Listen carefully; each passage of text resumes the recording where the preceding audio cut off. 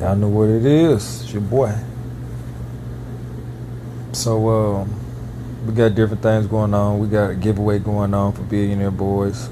Giving away a Louis Vuitton purse. Some ounces and stuff through the month starting July.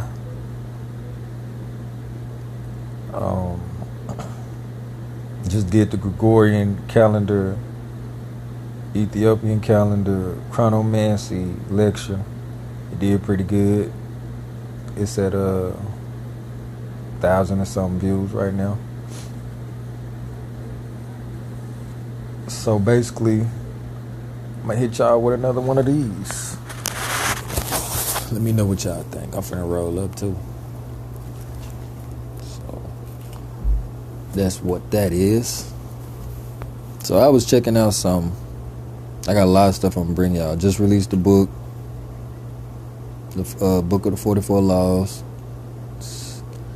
It's in different stores. Hit me up, get in the comments or whatever. Catch me on Facebook. Hit my number. And you can get there from me. But today, I was checking out something. I'm always interested in these different stories. I fucked around and came upon some shit today. And instead of just watching it by myself, you know how it go. I want to share it with y'all. So whenever y'all catch it, you catch it. Let me know what you think about it. Things like that. So we're going to go and check it out. Boom. Now what it is basically, a story about national parks. Well, I might end up doing a whole little series on it, because I'm going to be honest with you. When it comes to these national parks and shit, it's a lot of shit that people don't know. My cleaner videos go further. I cuss a lot, so shit. Some of these videos, you might see they won't even get no views because, the cussing, the age, and, all of that. But I ain't tripping, because like I say, when I get in it, I be wanting to, keep it real, just chop it up with y'all. Basically type shit. So here we go. This is a park ranger story. I'm going to get into some more. Really, to be honest, it's a whole nother world of information when it comes to these national parks. They can be real dangerous. Hunting grounds even. But let's say that for another time. We're going to check this out. In this episode, we're going to hear the stories from 4 different park rangers and their very strange encounters while they were on the job. If you dig this kind of content, let me know by hitting that like button. And make sure to subscribe if you like hearing stories about strange and weird encounters, because I release every single day. When I worked up at the Great Smoky Mountains National Park, I used to hear about an old Cherokee legend about a woods witch that would snatch children away and eat their body parts. Thankfully, there were never any missing children cases while I was out there. A good many missing hikers, though, for sure. But most of them turned up eventually. Usually it was just people misjudging the terrain or the conditions, or tragically going out there with the intention of not coming back.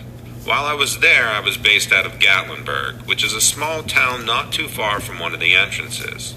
But this one time I remember, I was working up at the old Sugarlands Trail, because some trees had come down on the trail with bad weather, and I was just out there trying to clear the trail. I had just started working to clear the trail when I saw something down through the trees, about 50 or 75 yards down the path, down this little slope in some pretty thick forest. I could see it really well because it was fall, and it really stood out against the color of the trees. It had very dark black fur. I thought it was a black bear, but I was pretty curious, so I just continued watching this animal, and when it came to a stop, I decided to come to a stop as well, because I didn't want to spook it. I wanted to get a better look. The more I looked, though, the more I saw. This thing was hidden among the trees, but I could see that it had very long back legs that were bent. Now, before we really get too far into this, me and C, we kind of really crushed this whole thing. If this is what he finna do as far as get into the whole tribes of those hairy people, you know what I'm saying? That other race of beings, people be forgetting. They be thinking that it's just, oh, this a human race. Come on, man, keep this shit real. It's Neanderthals. It's all kind of different other races. Ain't just the human race. But it's cool to keep you in that little bitty box, because then you don't have to go outside of it to think. But yeah, me and C killed this. You know what I'm saying? It's over with. We already debunked it, even down to the part where, you know what I'm saying, we broke it down even down to the separate tribes, the different locations. So, yeah, it's real. Backwards the same as a dog. Its hind quarters were kind of slim, but rose into this great broad back with a hump in it that almost reminded me of a bison. It looked like it was looking up at me from the side, but as I moved my head around to see, I caught sight of its head, and that's when I started to think that maybe I was a bit too close to whatever this thing was. But before I could turn and run, it came charging up the hill at me, and I just stood there. I'd like to say I was bravely standing my ground, but it was some kind of primal fear that rooted me to the ground in that moment. I don't know whether it was instinct or what, but I stood there anyway. And it came towards me between the trees. I caught sight of those big slobbering jowls like a Rottweiler has, and these two eyes that were black under the trees but had a streak of yellow in them as well. It kept coming up the hill on the trail, and then about 30 yards away from me, it darts off into the forest. I couldn't believe what I had just seen. I decided the best thing to do was to head back to the visitor center and make sure these trails stayed closed until we got some animal experts in here to find out what in the hell is running around out here. In the end, though, we couldn't find any trace of an animal that wasn't supposed to be in the park, and the matter got dropped after about a week, where myself and some other rangers did a lot of tracking and searching around there. Nothing ever turned up. Being a park ranger means getting to share with people what a special and unique place you work in. There's a saying among park rangers that we get paid in sunsets. But for me, getting... Now, I know ain't nothing about this supposed to be funny or some shit. But every time that every time this nigga say park ranger, I just can't help but think of fucking Yogi the Bear now. This way this nigga say park ranger, it just... Y'all gotta ignore me, man, sometimes. Some of this shit I be doing, man. But it just really sound like when that nigga say park ranger, he sound like Boo Boo the Bear to me a little bit. But, man, I could be tripping. To watch deer and bear outside my office is another perk. And actively getting to protect what's best about America, its natural heritage. I'm part Shoshone as well, so I feel like I have a strong connection to the land. So it really gets me going. Educational purposes only. When I have to deal with people abusing the rules of the park, which are there to protect the place and its wildlife. One night, I was called out to something.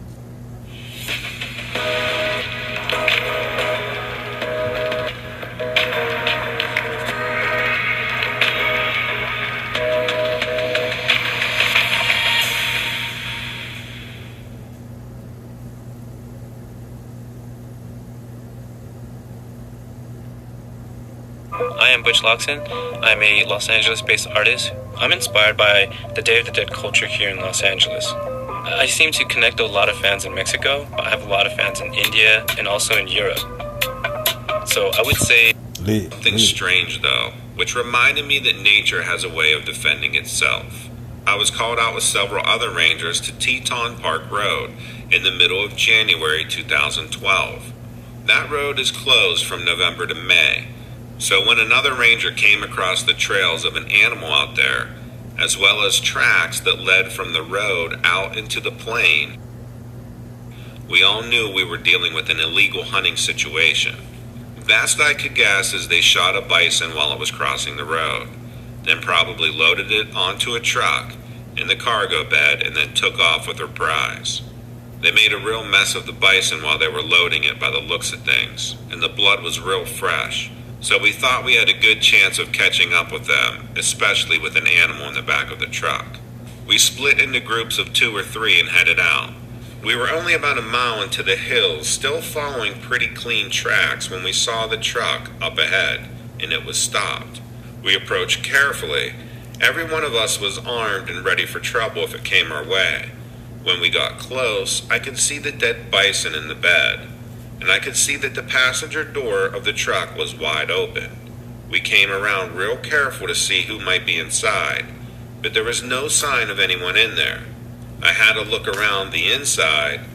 The weapon they used to kill the bison was propped up behind the seat on the driver's side. One of the other rangers was shining his flashlight into the hills when he whistled at us and then hollered for us to come over. I had my flashlight in the car, but I could see well enough what he was pointing out with his own. There was a woman wandering around only 50 yards away. We called out to her that we were law enforcement, but we got no reply. I could see that she wasn't armed, but 2 of the rangers approached her with their weapons drawn, insisting that she go to the ground. She was a middle-aged woman, tall and slim. When she finally saw us, she didn't seem to know what was going on or why we were there. I wondered if maybe she was on drugs, because she kept mumbling something underneath her breath and looking over her shoulder. But I was thinking that getting that bison up there by herself while high would be a pretty tall order. Well, after we had searched the area for anyone else, we brought this lady back to our ranger station, as we wanted to see if we could find out what had happened out there. After about an hour, she started coming around some. She was like coming out of some type of daze. She confessed to taking the bison down, but she said it was her boyfriend who had done the shooting as well as the driving. She had helped him with the loading, and when the 2 of them were driving back with their prize, they heard this real high-pitched ringing in their ears. The next thing she remembered was being paralyzed from head to toe. She couldn't even move her eyes. She was just sitting there frozen. The truck had come to a stop.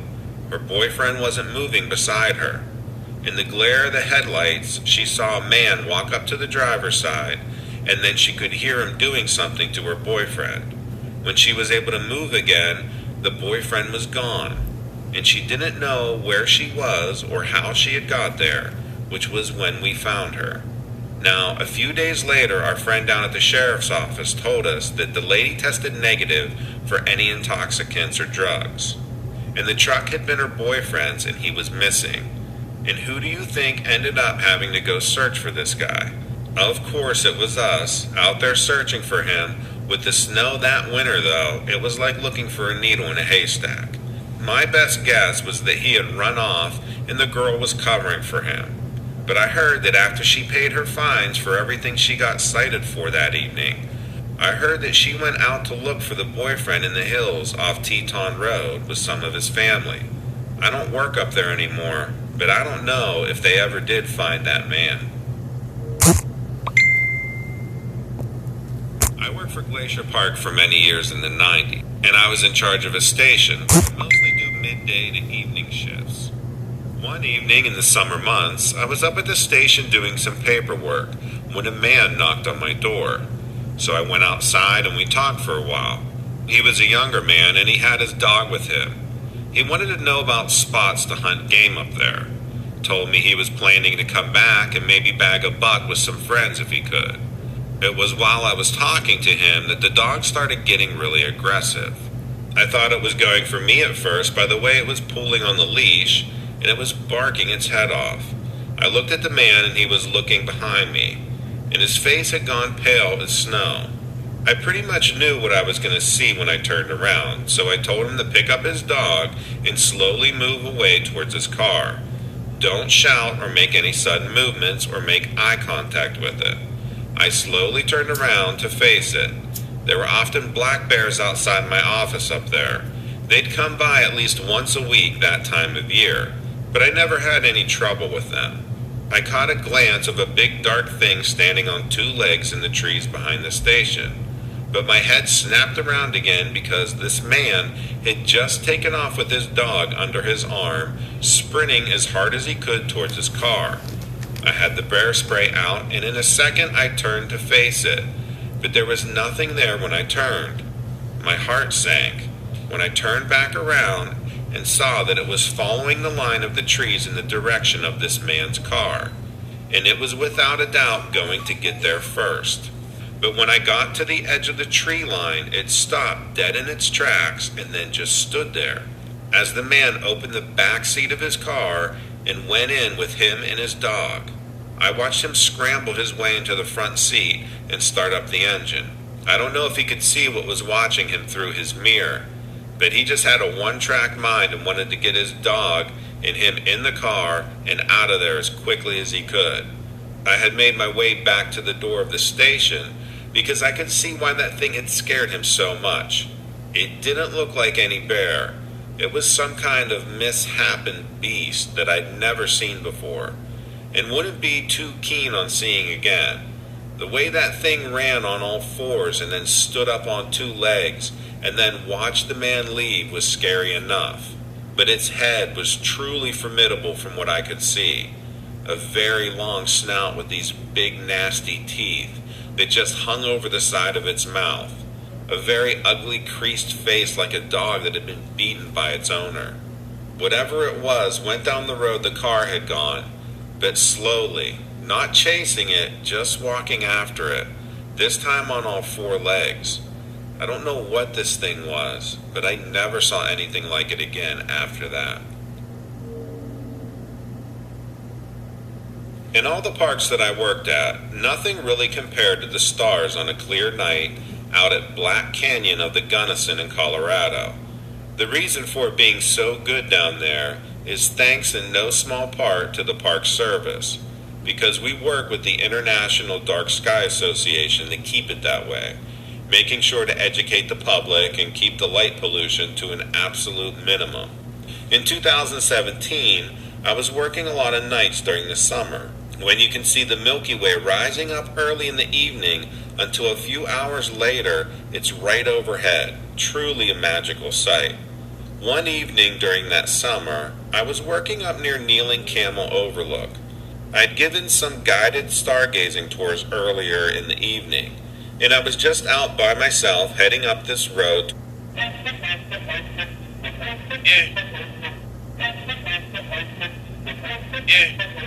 Gotta aim for the top like I'm in my element, ooh, yeah. I'm in my element, ooh, yeah. I'm in my element, I'm in my element, ooh, yeah. I'm in my element, ooh, yeah. I'm in my element, ooh, yeah. Keep that same energy. I'm in my element, ooh, yeah. I'm in my element, flow is like water. I'm forced through the fire, I'm feeling like towards the old ranger station, when I heard something shouting towards my direction. When I got there, there was a young girl in a hat shouting out the name Michael with her hands cupped around her mouth. She had a headlamp on that kind of blinded me when I came down to see her and to see what was going on.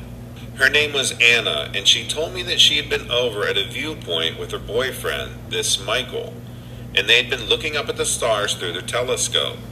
Michael had spotted something in the sky but didn't know what it was. He asked her to take a look. Anna put her eye to the telescope but couldn't see what he was talking about when she had looked back to him and Michael was gone. At first, she thought that maybe he was just trying to scare her, but that wasn't like him, she said. This was over an hour ago.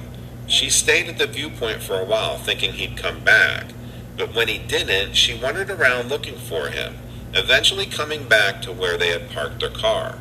We went back to the viewpoint, went all over the rocks and down the trail and up to the overlook, but couldn't find any sign of this Michael.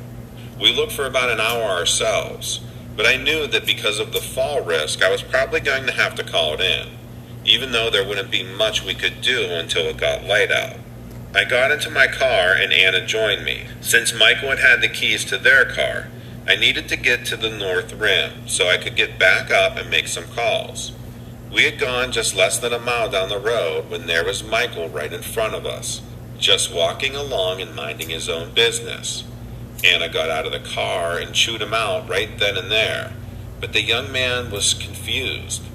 According to him, Anna was the one who had gone missing. He told us that he had been looking up at the sky, But then he looked back at Anna and she wasn't there. He had tried to go back to the car, but he couldn't remember the way, even though it was a clear path to it from the viewpoint they had been at. He had got lost and he was trying to follow the road to where he thought he parked the car. Also, he told us that he heard Anna screaming his name, but every time he would go towards it, the sound would come from a different direction. The strangest part of this story was that according to him, all of this had happened in the last 20 minutes. He was at a loss for words when we told him that more than 2 hours had passed since he went missing. They seemed like they were completely sober to me, just very stressed and now relieved to have found each other again. As far as I was concerned, all was well that ended well, and I dropped them back to their car and saw them off.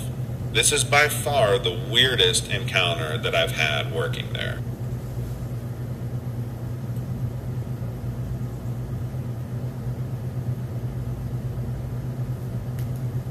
Cash App's debit card is customizable and there's a glow-in-the-dark version so you can always find it. Just open the app, choose your color, and draw your design right on your phone. Cash Card saves you money instantly. Just open Cash App, choose which restaurant or store you want to save at, and the discount gets applied as soon as you pay. You can use your... I've been doing seasonal park ranger work for the past 8 years, and in that time I've worked in 6 different national parks. Well,